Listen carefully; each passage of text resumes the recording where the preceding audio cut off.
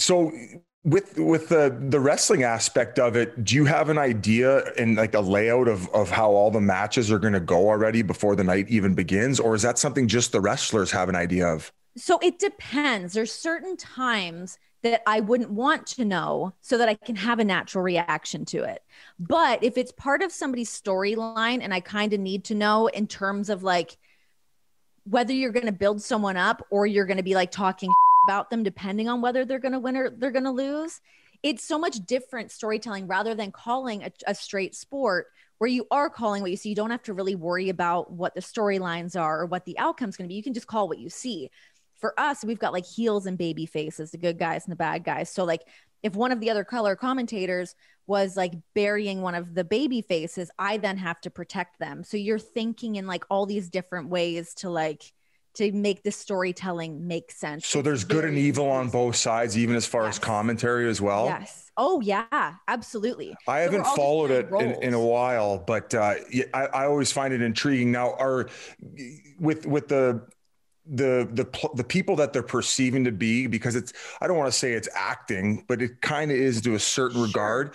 When you roll back the curtains, are there a lot of egos involved in the wrestling world? Like, is it very as much as you would think? Not as much as you would think. And because they're all these like larger than life characters, it's just a bunch of people that bust their ass. Like wrestling, obviously wrestling is hard. Grind. It's the grind of it, of like, there's no, there's not the frills to wrestling that there are with either whether you're an actor or you're an athlete. Like athletes generally get paid more than wrestlers get paid, but we're on the road 365 days a year, basically never stops, no off seasons, staying in hotels. We're getting our own rental cars and driving from town to town.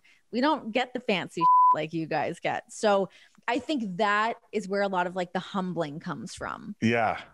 Well, to be fair, I did play in the ECHL and we're staying at the cockroach motels. So I've seen the whole world. I wasn't one of those spoon-fed kids who went from junior to the NHL, but I hear you. That's so I also look at wrestling. Like I feel like it went similar to the hockey world where, in the 80s and 90s, there was a lot of drinking going on but where now it's very professional.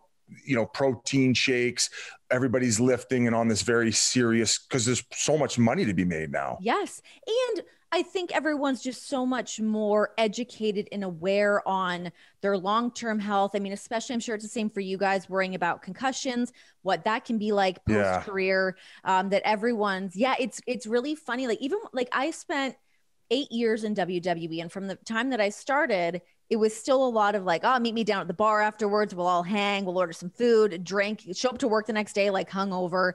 And as I started to wind down there, it wasn't like that at all anymore. People are like, no one's mailing it in at all. Like it's definitely people. And especially to stay consistent as you have to travel and handle all that stuff on your own. It would be easy to fall into that rhythm as those guys in the past probably did. Whereas, when you're getting into a city late after having to go, rent a car or whatever it may be, book your own hotel, you still got to get up in the morning, get your lifts in, eat properly. And it's very similar to the hockey world and how it's gotten in how serious the guys are. And learning from, like, you see some of the older guys. I mean, I don't know if it's the same for you guys, but it's like you see the older guys that are like hobbling around a little more. And like, I think that's the thing that's really eye-opening to being like, hey, maybe we should like take care of our bodies a little bit more and not treat them like it's Wonderland, not just chugging beers and every night and sniffing counters. Yeah, exactly.